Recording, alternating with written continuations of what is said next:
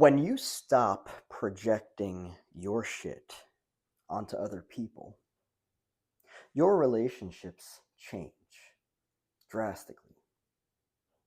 But all of this only stops when you actually do the work on yourself because what you're projecting onto other people is basically what is going on with inside of you.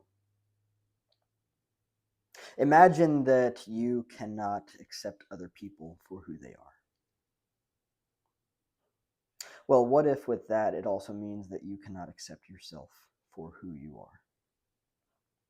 What if this means that in childhood you were raised in survival with fight, flight, freeze, fawn, and a lack of healthy boundaries, individuation, and differentiation? You weren't accepted as you were.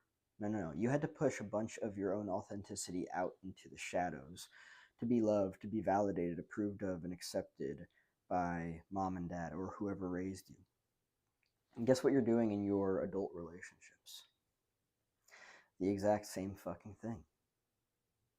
You're just doing it with somebody else now. You're violating their boundaries. You're trying to control them. You're trying to tell them that they shouldn't do that or that they shouldn't express themselves that way, even though it's healthy.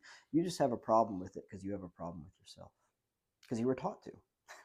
You were taught in childhood that as you were not accepted. You were not acceptable. So you pushed a bunch of things out, and now that's what you do in your adult relationships with people. Try to control them. You try to control how they express themselves.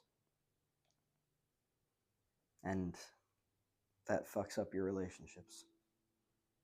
It's sad. It's sad that what people learned in childhood in an unhealthy way is what they bring into their adulthood, oftentimes unknowingly. And this might not be for you. Pass it on to the person it's for.